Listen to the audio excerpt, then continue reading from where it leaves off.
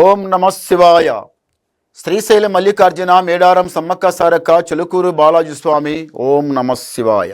గోపురం టీవీ చూసే వాళ్ళ ప్రేక్షకులందరికీ నమస్కారం. జనవరి నెల 26 తారీఖు, ఫిబ్రవరి నెల 1వ తారీఖు వరకు 12 రాశుల మీద ఏ రాశి మీద గురుబలం ఎంత ఉంది, ఏ రాశి మీద శనిబలం ఎంత ఉంది, లాభం ఎంత, లుక్సాన్ ఎంత, మంచి ఎంత, చెడు ఎంత చెప్తా వినండి. చిలుక జోషం అంటే ఆ కాలంలో ఉంది, ఇప్పుడు గుడుక ఉంది, ఇక ముందు గుడుక నడుస్తుంది. చిలుక జోషం అంటే నిజం ఉందండి, నమ్మండి, వినండి. చిలకమ్మ వృశ్చిక రాశి వాళ్ళ శాస్త్రము, వృశ్చిక రాశి వాళ్ళ భవిష్యవాణి, వృశ్చిక రాశి వాళ్ళ గణితవాణి. చిలకమ్మ వృశ్చిక రాశి వాళ్ళ శాస్త్రం ఎట్లా ఉంది, భవిష్యవాణి. వావ్. వృశ్చిక రాశి వాళ్ళకి సాక్షంగా ఆంజనేయుల స్వామి. వృశ్చిక రాశి వాళ్ళకి కోపం, ముక్కు మీదనే కోపం, చాలా కోపం. చేతుల పైస ఆగదు, నోట్ల మాట ఆగదు, ఒక దగ్గర కాలు ఆగదు. ఒకరు చెప్పింది మీరు వినరు, మీకు నచ్చింది వదిలిపెట్టరు. అందరికంటికి అమాయకులు లేకనే కనిపిస్తారు. మళ్ళీ తెలివి జ్ఞానం కరెక్ట్ ఉంటుంది. ఈ వృశ్చిక రాశి వాళ్ళ అమ్మాయి అయినా అబ్బాయి అయినా ఎవరైనా కానీ కొంచెం తొందర ఎక్కువ. ఈ వృశ్చిక రాశి వాళ్ళకి కొంచెం కోపం ఎక్కువ. హామంటే వచ్చే కోపం. కోపం వచ్చినప్పుడు భార్య మీద అరవడం, పిల్లల మీద అరవడం, ఇంట్లో ఉన్న పెద్దల మీద అరవడం, దబ అరవడం, బయటికి వెళ్ళిపోవడం. బయటికి వెళ్ళిపోయిన తర్వాత అక్కడ పనే చేస్తారో, జాబే చేస్తారో, బిజినెస్ చేస్తారో, వ్యాపారం చేస్తారో, అక్కడ కొందరు ఉంటారు. అక్కడ మీద ఏమన్నా అందరు సరిగా చేస్తారో పనులు, ఒకరు అట్లా చేస్తారు, ఒకరు ఇట్లా చేస్తారు, వాని మీద ఆరవడం. ఏం రాయి నువ్వు చేస్తున్న పని అదా ఇదా అని అంటే ఇంట్లోకి వెళ్ళి ప్రశాంతంగా బయటికి వస్తేనేమో అది ప్రశాంతంగా ఉంటుంది. అందరికీ ఎట్లా అంటే ఎవరన్నా కోపం మీద తాపం మీద ఉరుగులాడితే, పని సరిగా చేయకపోతే వాళ్ళు నిదానంగా ఆలోచించి చెప్తారు. ఇంట్లోకి వెళ్ళే కోపంతో బయటకు వచ్చిన తర్వాత నీ కంటి ముందలు ఎవరన్నా తప్పు చేస్తుంటే ఇంకా కోపం వస్తుంది, ఇంకా ఎక్కువ కోపం వస్తుంది. వాళ్ళ మీద అరవడం అంటే ఇంట్లో ఉన్న భార్య, బిడ్డలు, పిల్లలు, తల్లిదండ్రులు ఓపిక పట్టుకొని ఇంటర్ తప్ప ఏరోలో పనిచేసిన వాళ్ళు ఇంటారా? చల్ నీదెంత నాదెంత రవై, నీకు లేకపోతే నీ ఏరడ్డ దగ్గరనే బతుకుతా, నాకు పనితనం రాదా, నీవేనా నాకు చేసేది అంటారు. చల్మంటాడు, వదిలిపెడతారు. అది వదిలిపెట్టి ఏరి దిక్కి వెళ్ళిపోతారు. ఒకడు వెళ్ళిపోయిన తర్వాత నీ బిజినెస్ ఏమవుతుంది, దెబ్బతింటుంది, నష్టపోతారు, కష్టపడతారు. ఇదంతా అవసరమా? మళ్ళీ కోపంతో అక్కడికి వెళ్ళిన తర్వాత మళ్ళీ ఇంటికి రావాల్సి వస్తుంది. ఎటు తిప్పినా ఉయ్యాల ఊగి చక్కగా ఎట్లా వస్తుందో మనం ఎక్కడ తిరిగి గుడక మళ్ళీ ఇంటికి రావాల్సి వస్తుంది. ఇంటికి వచ్చిన తర్వాత ఎట్లా ఉంటుంది? పొద్దుగాల పోయి కోపంతో పోయిన తర్వాత సాయంత్రం వచ్చిన తర్వాత పోతుందా కోపం?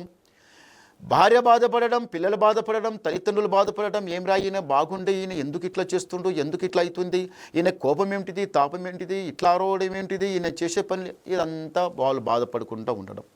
ఇంటికి వచ్చిన తర్వాత మళ్ళీ కోపం పోయిన తర్వాత మళ్ళీ నిదానమవుతారా, మళ్ళీ కోపం. ఇదంతా ఈ కోపము శత్రుతనం. కోపం చాలా నష్టం.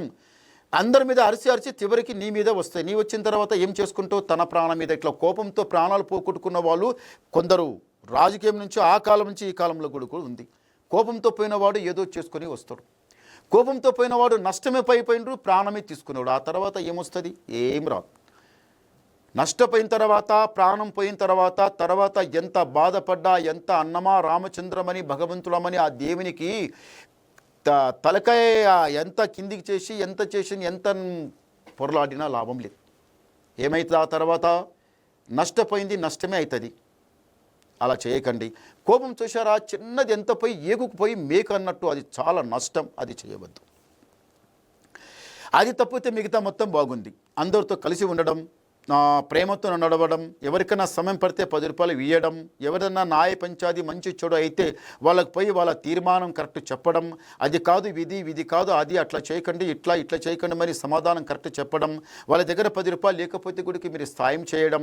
పెళ్లిళ్ళ ఇల్లు కట్టడం లోపల పైస లేకపోతే, పెళ్లి చేసడంలో పైస లేకపోతే వాడు తెల్లడిచ్చి సగానికి వచ్చి వాడు ఏదో బాధపడుకుంటూ ఉంటే వానికి 10 రూపాయలు సాయం చేయడం. వాళ్ళ పని అంతా చేసిన తర్వాత, అయ్యా నీ పని అంతా అయిపోయింది, ఇప్పుడు ఫ్రీగా ఉండమని మాట్లాడడం. అంత బాగుంటుంది ఈ రాశి వాళ్ళకి. అంత రాశి బాగానే ఉంటుంది. కానీ కోపం వస్తేనే ఏదో అది మన అట్లా కరెక్ట్ కాదు, మంచిది కాదు. అది కోపం వస్తే అది నిదానం ఉండాలి, చాలా బాగుంటుంది. మీరు శ్రీశైల మల్లికార్జున స్వామి దర్శనం చేసుకోవాలి. శ్రీశైల మల్లికార్జున స్వామి దర్శనం చేసుకుంటే చాలా బాగుంటుంది. ఒక యాత్ర వెళ్ళాలనుకున్నా భార్య, బిడ్డలు, పిల్లలు అందరూ కలిసి వెళ్ళాలి. అంతే తప్ప ఒక్కడే వెళ్తే అది నచ్చని మాట, భగవంతునికే నచ్చదు ఆ మాట. ఇంట్లో ఒంటరితనం ఉంటే అది తప్పదు. ఇంట్లో అందరూ ఉంటే తీసుకెళ్ళాలి, అందరికీ తీసుకెళ్ళి దేవదర్శనం చేసుకొని మళ్ళీ అందరు కలిసి వస్తే అది సాక్షాత్తంగా భగవంతునికి, ఆ శివయ్యకి మనస్ఫూర్తిగా చాలా మంచిగా నచ్చుతుంది అన్నమాట. అదృష్ట బలం బాగుంటుంది. ఈ రాశి వాళ్ళకు సుఖంగా ఉంటారు, సంతోషంగా ఉంటారు, జయం జరుగుతుంది.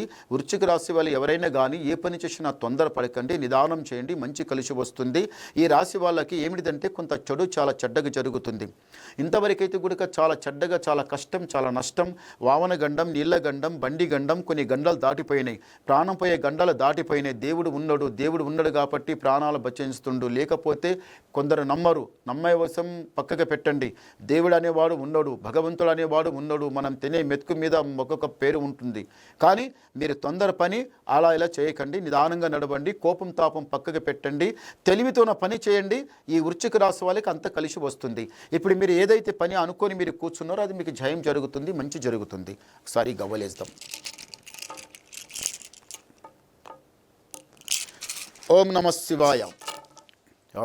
చాలా మంచి గవ్వలు పడ్డాయి. ఈ రాశి వాళ్ళకి ఆదాయం 2, యాయం 14, రాజపూజ ఫలం 5, అవమానం 2. అంటే గురుబలం గుడుక రెండిట్లో ఉన్నది, శని బలం గుడుక రెండిట్లో ఉంది. 2 సరిగా ఉంది. తరాజులో జోకితే సరిగా ఎట్లా ఉంటుందో మీరు ఆ జ్యోతిషం అట్లా ఉంది. మీరు ఏది చేసినా అంత మంచి జరుగుతుంది. 2 సమానంగా ఉంది. ఇక్కడ లాభం ఉంది, ఇక్కడ లుక్సాన్ ఉంది. నీళ్ళు కాలువలకెళ్ళి నీళ్లు ఇటుకెళ్ళి అటు ఎట్లా వెళ్ళిపోతుందో మీరు చేసే కష్టం అంతా అట్లా అవుతుంది. రావటం ఉంది, పోవటం ఉంది. గురుబలం శని బలం 2 సరిగా ఉన్నాయి. మీరు ఏం తొందరపడకని నిదానం చేయండి. ఇంకా మీకు ఏమన్నా డౌట్ ఉంటే నాకు ఫోన్ ద్వారా మాట్లాడండి, మీ డౌట్ క్లియర్ చేసేస్తా. ఇంకా ఏమైనా ఉంటే మొత్తం చెప్పేస్తా.